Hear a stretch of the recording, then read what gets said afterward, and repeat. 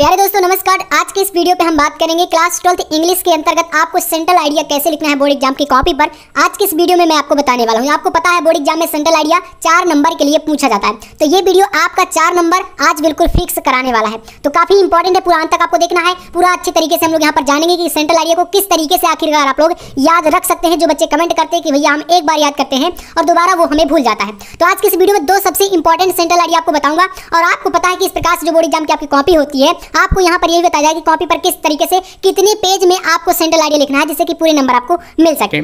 तो सबसे पहला सेंट्रल आइडिया हम लोग यहाँ पर जानेंगे जो कि है आपका चैप्टर नंबर 1 माई मदर 866 से, ठीक है ना। तो पहले चैप्टर का सेंट्रल आइडिया देखिए कैसे लिखना है। तो आपको सबसे आसान शब्दों में बताऊंगा, पूरा हिंदी से समझना है। मैं आपको बताऊंगा एक्सप्लेन करके कि आखिरकार जो माई मदर 866 चैप्टर है उसकी स्टोरी क्या है। और एक बार अगर स्टोरी समझ लेंगे तो फिर वो सेंट्रल आइडिया तो आपको याद हो ही जाएगा, है ना।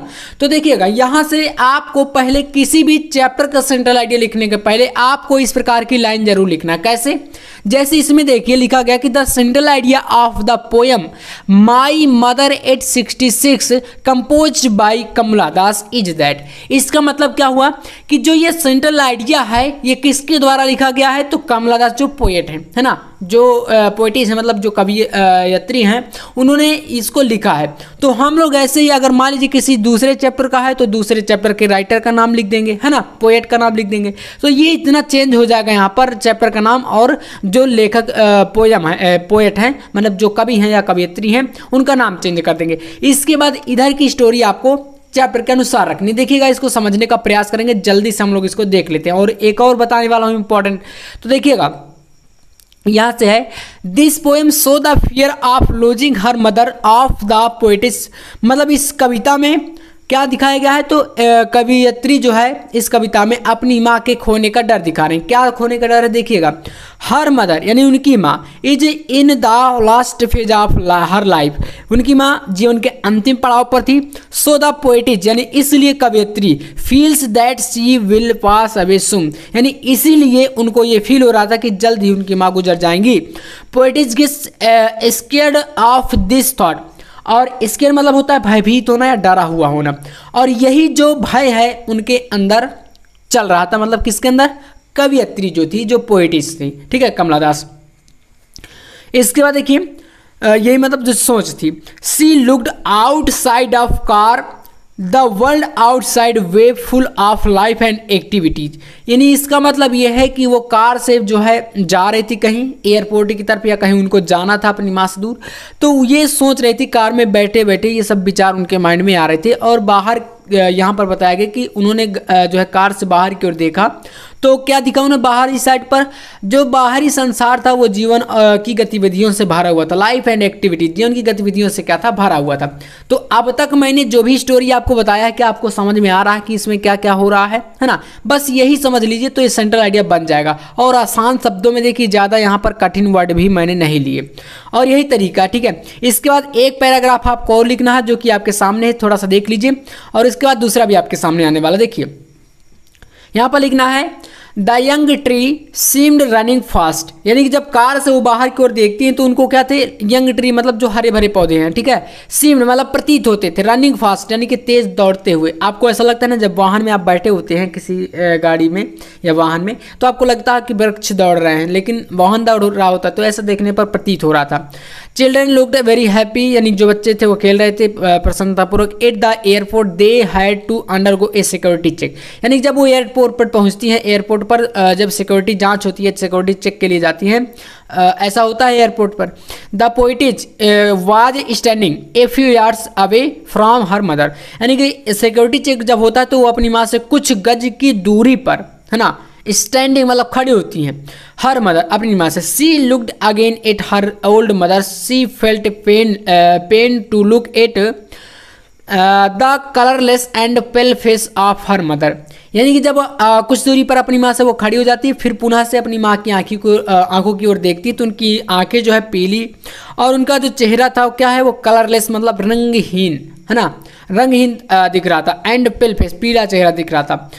बट हाइडिंग हर टीयर, लेकिन अपने आंसुओं को छिपाते हुए, कवियत्री जो है वो अपने आंसुओं को छिपाते हुए the poetess said see you soon Amma, और कहती है कि जल्द मिलते हैं अम्मा, इतना कहती है। ठीक है, इतना स्टोरी आपको बताना है पहले चैप्टर के सेंट्रल आइडिया को लिखते टाइम। तो इतना अगर लिख देंगे तो पूरा का पूरा नंबर आपको मिल जाएगा। तो ये इंपॉर्टेंट है। इसके बाद चलिए दूसरा सेंट्रल आइडिया आपको बता देता है कौन सा आपको तैयार करना है। तो देखिए सेकंड आपका मोस्ट इंपॉर्टेंट सेंट्रल आइडिया है, जिसका आपका चैप्टर का नाम है a things of beauty. A things of beauty chapter से देख लीजिए, यहाँ पर ये भी काफी इंपॉर्टेंट है और इसको भी एक पेज में पूरा मैंने समाप्त किया है। और अगर इतना आप लोग तैयार कर लेते हैं तो बोर्ड एग्जाम में आप लोग इसमें से जो 4 नंबर है वो पूरे 4 में 4 नंबर आप ले आएंगे। ठीक है, तो ध्यान से समझिएगा। देखिए इसमें लिखना क्या है आपको, जैसा कि मैंने बताया है कि आपको शुरू की लाइन ऐसे देनी है, जैसे यहाँ पर आपके सामने a poem A things of beauty give us A message, यानी कि जो कविता है आपकी ए थिंग्स ऑफ ब्यूटी, ये एक मैसेज देती है। A things of beauty is joy forever, यानी सुंदरता की जो चीजें होती है वो हमेशा प्रसन्नता देती हैं। ठीक है, इसके बाद देखिए इट नेवर एंड्स, इनका कभी अंत नहीं होता। A things of beauty give us encouragement to go forward and work hard. Encouragement मतलब होता है साहस, बोले तो, है ना। तो ये एक प्रकार से आपको साहस प्रदान करती है। फॉरवर्ड एंड वर्क हार्ड, कठिन से कठिन कार्य को करने के लिए भी आपको साहस प्रदान करती हैं ये सब चीज़ें, है ना। तो इतना आपको समझ आ रहा है। देखिए बहुत ही सिंपल सी लैंग्वेज है। 4 नंबर अगर पक्का करना है तो ये वीडियो पूरा देख के चले जाइएगा, आपका 4 नंबर फिक्स है, क्योंकि इन्हीं 2 में से एक सेंट्रल आइडिया पेपर में आएगा ही आएगा। ठीक है, तो चलिए इसके बाद देखते हैं। आवर अर्थ, हमारी पृथ्वी, is full of innumerable beautiful things, यानी अनेक प्रकार की सुंदर सुंदर चीज़ों से भरी हुई है हमारी पृथ्वी, आपको पता है ना। एंड इसके बाद है a things of beauty moves away the pall of misery sorrow and disappointment, यानी निराशा जिसे बोलते हैं। Of our life the mighty deeds are also a things of beauty because, next देखिए, because they had done their best for the society, all the beautiful things are like an endless fountain sent by gods। यानी इसका मतलब यह है कि जो मतलब जो सुंदर सुंदर चीज़ें होती हैं, चाहे आप किसी भी चीज़ की बात कर लें, है ना, वो एक प्रकार से हमें प्रसन्नता देती है। क्योंकि आप भी सोचिए कि जो अच्छी चीज़ें होती हैं वो आपको पसंद आती हैं, बाकी बेकार की चीज़ें आपको पसंद तो आएंगे नहीं। तो इसीलिए कहा गया कि जो सुंदर चीज़ें होती हैं वो हमेशा प्रसन्नता देती हैं। ठीक है, और सारी की सारी जो सुंदर चीज़ें होती हैं एंडलेस, यानी कि उनका अंत नहीं होता है, वो एक फव्वारे की तरह होती है, जो कि एक फव्वारा होता है, आपको पता है, वो गॉड का गिफ्ट होता है, भगवान के द्वारा एक उपहार होता है। ठीक है, इसी प्रकार से आप लोग समझ गए होंगे यहाँ पर पूरा का पूरा चैप्टर, और ये 2 सेंट्रल आइडिया आपको पूरा तैयार कर लेना है। तो वीडियो पसंद आया लाइक कर दीजिएगा, चैनल पर नया सब्सक्राइब कर लीजिएगा। मिलते हैं नेक्स्ट वीडियो में नेक्स्ट टॉपिक के साथ, तब तक के लिए जय हिंद, वंदे मातरम।